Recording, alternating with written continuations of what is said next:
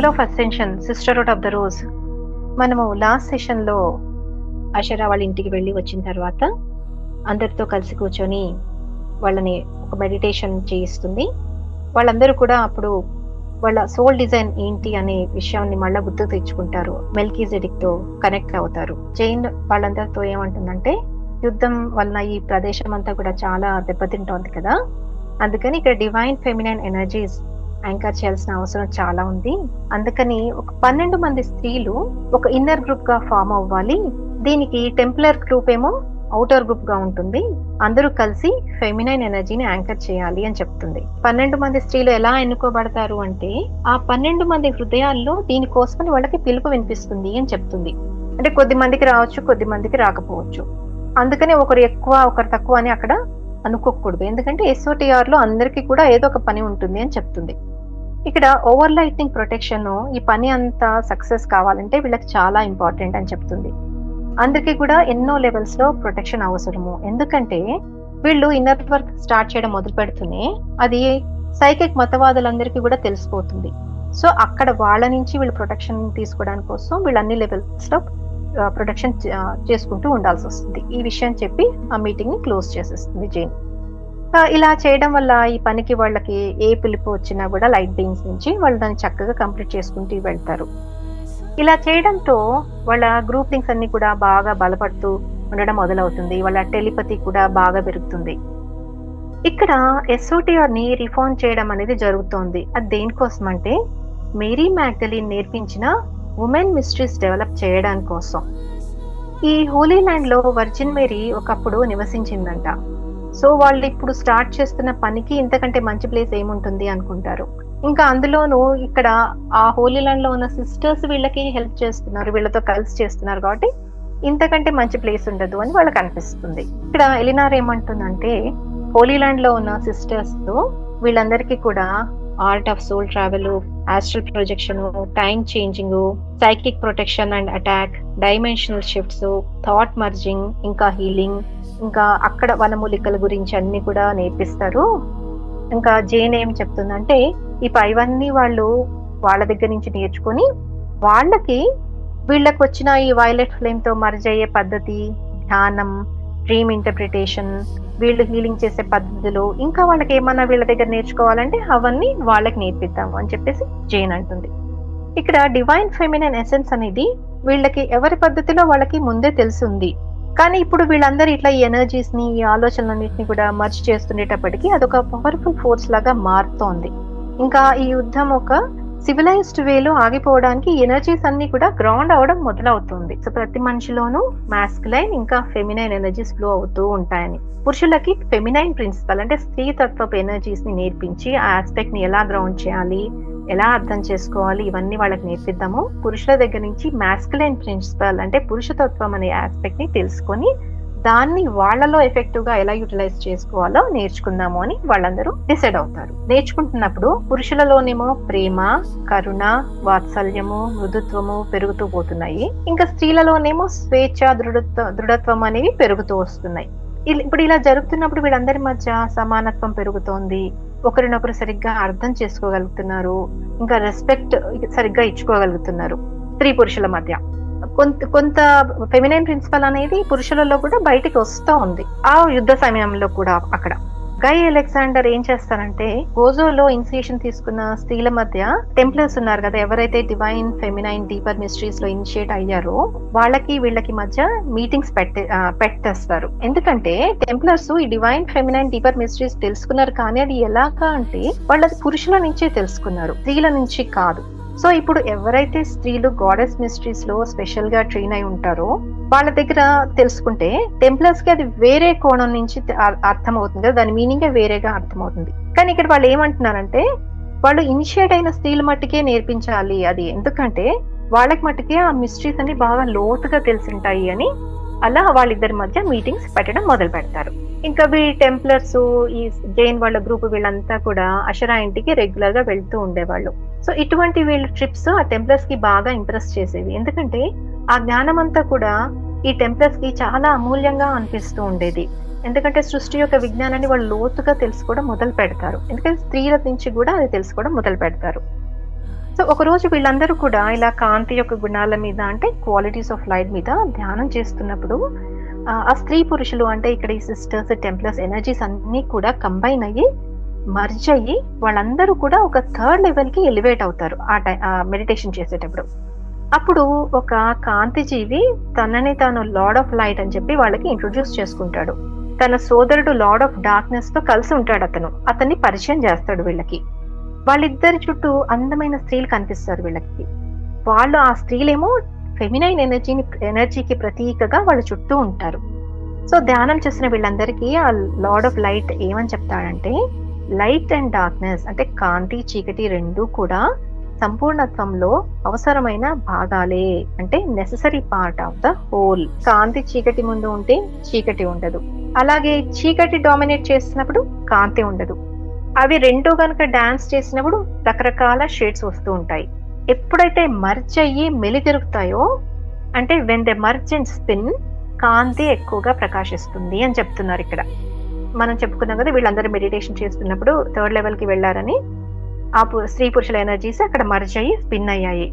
అప్పుడు అక్కడ చాలా ప్రకాశవంతంగా ఉంది. ఇక్కడ ఏ ఒక్క ఆస్పెక్ట్ అంటే అంశం సరిగ్గా లేకపోయినా బ్యాలెన్స్ ఉండదు, బ్యాలెన్స్ చేయడం చాలా కష్టం అవుతుంది. ఇంకా కొద్ది మంది స్త్రీలు పురుషుల మధ్య ప్రేమ అనేది కూడా మొదలవుతుంది. వీళ్ళు ఇలాగ ఈ స్త్రీ పురుషుల మధ్యలో పెరుగుతున్న ఈ ప్రేమని ఎంకరేజ్ చేసేవాళ్ళు కాదు. ఎందుకంటే ఇది ప్రేమను లేకపోతే ఇన్ఫాచ్యుయేషను లేక కామమో లస్టో ఏదో వాళ్ళకి సరిగ్గా తెలియదు కదా. సో ఇలాంటి లోవర్ ఫీలింగ్స్ అవి ఉంటే వాటిని జయించేంత వరకు కూడా ఆ గ్రూప్ వాళ్ళు ఆ రిలేషన్షిప్ ని యాక్సెప్ట్ చేయట్లేదు. ఇది ఎందుకు అంటే జీవితం ఎప్పుడూ కూడా ఇంకొకరి ప్రేమ మీద ఆధారపడి ఉండకూడదు, అందుకని వాళ్ళు అలా చేస్తున్నారు. ప్రేమ అనేది ఒక ఫీలింగ్ అని మనం అనుకుంటాము, కానీ ప్రేమ అంటే ఒక వైబ్రేషన్, ఒక ఎనర్జీ. ఈ ప్రేమ అనే వైబ్రేషన్ నుంచే మనం అందరం పుట్టాము, సృష్టి వచ్చింది. ఇదే వైబ్రేషన్ తో మనం ఎవాల్వ్ అవ్వాలి, మనం అసెండ్ కూడా అవ్వాలి. సో ఈ క్రియేషన్ అంతా కూడా ఫౌండేషన్ ప్రేమనే. వీళ్ళు ఇక్కడ మాట్లాడుతుంది ప్రాపంచిక ప్రేమ కాదు, ఫిజికల్ లవ్ అనేది కాదు. ఎప్పుడైతే ప్రేమ అనేది ఇద్దరు వ్యక్తుల మధ్య మొదలవుతుందో, ఇన్నర్ నుంచి ఫ్లో అవుతుందో, అప్పుడు masculine and feminine energies perfect గా బ్యాలెన్స్ అవుతాయి. ఆ బ్యాలెన్స్ హార్మోనీ, రెన్యూవల్, రీజనరేషన్ కి సింబల్ గా మారుతుంది అనమాట. ఎప్పుడైతే ఒక స్త్రీ పురుషుడు ఒకటవుతారో, డివైన్ మదర్ ఇంకా డివైన్ ఫాదర్ ని ఛానల్ చేస్తారు. వాళ్ళు క్రియేషన్ యొక్క వన్నెస్ స్టేట్ కి వస్తారు ఆ టైంలో. ఇంకా వాళ్ళ సోల్ఫుల్ పొటెన్షియల్ కి ఆ కలయిక జన్మనిస్తుంది.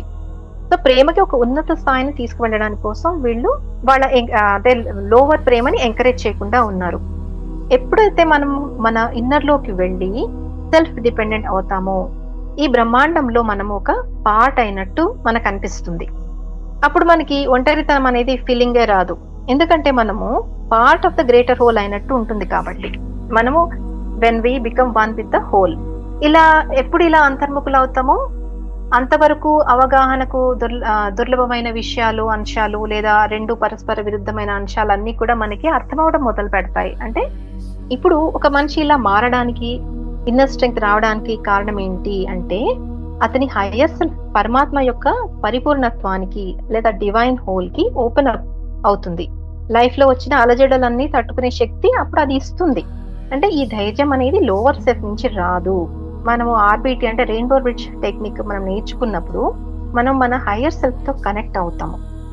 వాళ్ళకి కనెక్షన్ అది వచ్చినప్పుడు వాళ్ళ లైఫ్ లో చాలా చేంజెస్ వచ్చాయి. ఎందుకంటే ముందు వాళ్ళు ఎన్నో విషయాలకి హెసిటేట్ చేయడము అవ్వడము లేదా భయపడిన విషయాలన్నింటినీ కూడా వాళ్ళు ఎంతో ధైర్యంగా వాటిని సెటిల్ చేసుకుంటూ సాల్వ్ చేసుకుంటూ వెళ్తున్నామని చాలా మంది చెప్పారండి. ఈ రెయిన్బో బ్రిడ్జ్ టెక్నిక్ నేర్చుకున్న తర్వాత రెగ్యులర్ గా సాధన చేసిన వాళ్ళు, రెగ్యులర్ గా సాధన చేయడం మటుకు చాలా కంపల్సరీ. ఎప్పుడైతే హృదయానికి ఏదైనా ఎమోషన్ ని తీసుకునే స్థాయిని మించి ఎదగాలి అని అనిపించినప్పుడు, అంటే ఇతరులకు ఇవ్వాలి అన్న పిలుపు వినిపిస్తుందో, ప్రేమని ఎగ్జాంపుల్ గా తీసుకుందాం. ఇంకొకరు నన్ను ప్రేమించాలి అని అనుకునే దానికంటే కూడా తనలోంచి అది ఇతరులకి ప్రవహించాలి అన్న ఫీలింగ్ ఎప్పుడు ఆ వ్యక్తికి వస్తుందో, ఆ వ్యక్తి తన సోల్ కి ఓపెన్ అయినట్టే. ఇలా అయినప్పుడు ఆ వ్యక్తి తను ప్రేమించే మనిషిని ఒక కోరికలాగా చూడడు, తనతో సమానంగానే చూస్తాడు అప్పుడు ఆ మనిషి. ఇంకా ప్రేమ అతని నుంచి కాకుండా అతని ద్వారా ప్రవహించడం మొదలు పెడుతుంది. సో యుద్ధం ఇలానే కొనసాగుతా ఉంది. కాబట్టి వాళ్ళందరూ కూడా ఆశరా గైడెన్స్ లో గ్రూప్ మెడిటేషన్స్ చేస్తూ ఉండేవాళ్ళు. ఇది వాళ్ళు అక్కడ మెడిటేషన్ ఎలా చేసేవాళ్ళు అంటే, అందరూ ఒక సర్కిల్‌లో కూర్చొని డివైన్ లైట్ వాళ్ళ హృదయాల ద్వారా ప్రవహిస్తూ కింగ్ సలాద్దీన్‌కి, కింగ్ రిచర్డ్‌కి హృదయాలను తాకుతున్నట్టు, వాళ్ళ మధ్యలో శాంతి ఒప్పందం అయినట్టు, ఎంతో మంది ప్రాణాలన్నీ కూడా రక్షించబడినట్టు కూడా వాళ్ళు మెడిటేషన్ చేస్తూ ఉండేవాళ్ళు, విజువలైజేషన్ చేస్తూ. మనము కూడా ఇప్పుడు అలానే చేస్తుంటాం. ఎక్కడైనా యుద్ధాలు అవుతున్నా, డిస్టర్బెన్సెస్ అవుతున్నా కూడా దేవత యొక్క సాఫ్ట్ పింక్ ఎనర్జీస్ పంపిస్తూ ఉంటాం కదా. అప్పట్లో వాళ్ళు కూడా అలానే చేసేవాళ్ళు. మనము ఇప్పుడు లాస్ట్ సెషన్ లో చెప్పుకున్నాం కదా, జైన్ వాళ్ళందరితో ఒక మెడిటేషన్ చేయించింది అని చెప్పి. వాళ్ళు వాళ్ళ సోల్ డిజైన్ ఆ మెడిటేషన్ ద్వారా మళ్ళా తెలుసుకున్నారు, ఒక ఉన్నత జీవితో కనెక్ట్ అయ్యారు, అంటే మెల్కీజెడిక్ తో కనెక్ట్ అయ్యాడు అని. మనం ఇప్పుడు ఆ మెడిటేషన్ చేద్దాము. అందరూ కళ్ళు మూసుకుని ధ్యానంలో కూర్చోండి. శ్వాస మీద ధ్యాస. ఇప్పుడు నేను చెప్పినట్టు మీరు విజువలైజేషన్ చేయండి. మనమందరం కూడా మన పాస్ట్ లైఫ్ లో ఎన్నో ఇయాన్స్ ముందర ఒక గ్రూప్ లాగా ఉన్నాము. అది విజువలైజ్ చేయండి.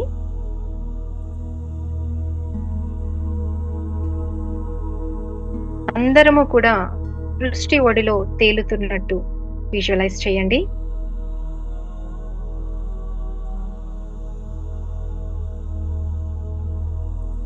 ఒక లైట్ ఫోర్స్ మనల్ని అనంతమైన ప్రాణశక్తికి కనెక్ట్ అవ్వమని పిలుపునిస్తున్నట్టు విజువలైజ్ చేయండి.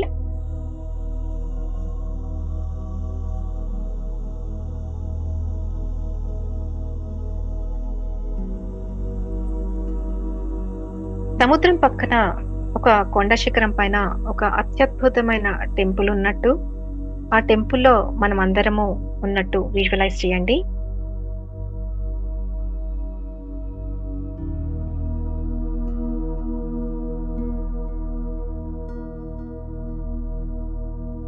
అందరూ కూడాను మెజెంటా ఇంకా క్రీమ్ రంగులో ఉన్న పొడవాటి దుస్తులను వేసుకుని ఉన్నట్టు విజువలైజ్ చేయండి.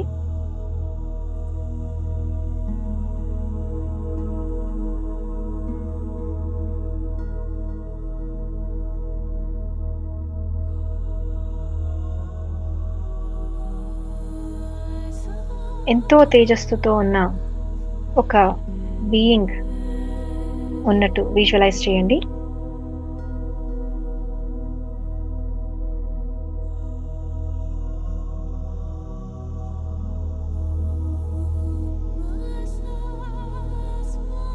ఆ బీయింగ్ చేతిలో ఒక గోల్డెన్ రాడ్, ఇంకా ఆ రాడ్ చివరన ఒక క్రిస్టల్ అమర్చబడి ఉన్నట్టు విజువలైజ్ చేయండి.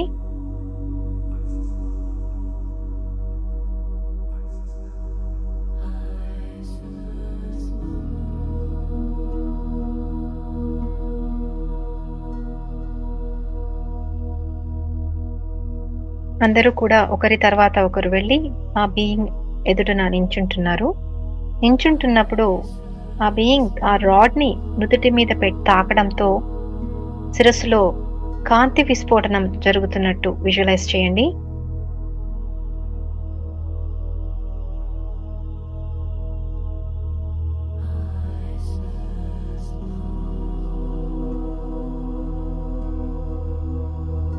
శరీరం అంతా కూడా కాంతి ప్రేమతో నిండిపోయినట్టు ఫీల్ అవ్వండి.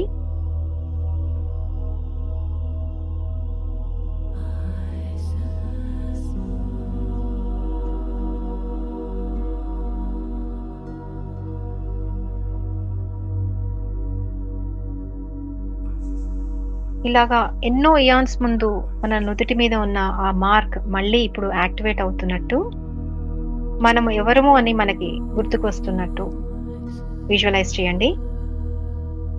మన సోల్ డిజైన్, మన సోల్ పర్పస్ మనకి గుర్తుకొస్తున్నట్టు.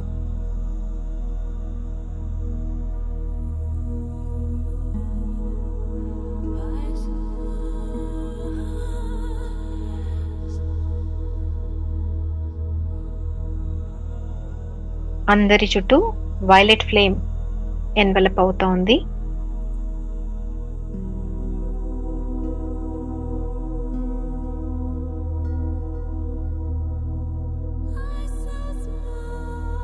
అందరము కూడా ఒక ఉత్కృష్టమైన కాంతి జీవితో మళ్ళా కనెక్ట్ అవుతున్నాము.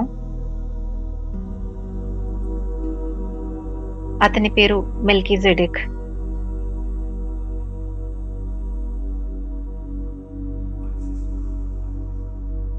ఈ మాస్టర్ మనందరినీ కూడా మళ్ళా ఈ ఎస్ఓటిఆర్ వర్క్ కోసం అందరినీ యునైట్ చేస్తున్నాడు.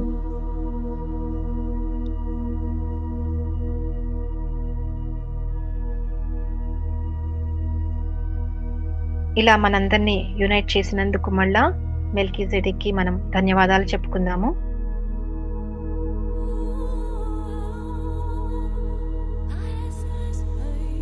అందరూ మీ చేతులు కళ్ళపై పెట్టుకుని 5 సెకండ్స్ తర్వాత తెరవండి. ఎలా వీళ్ళ జీవితం మారుతుంది, వాళ్ళు ఇంకా ఏమేమి మిస్టరీస్ అవి తెలుసుకుంటారు గాడెస్ గురించి నెక్స్ట్ సెషన్లో మనం తెలుసుకుందాము. అందరికీ ధన్యవాదాలు. Thank you.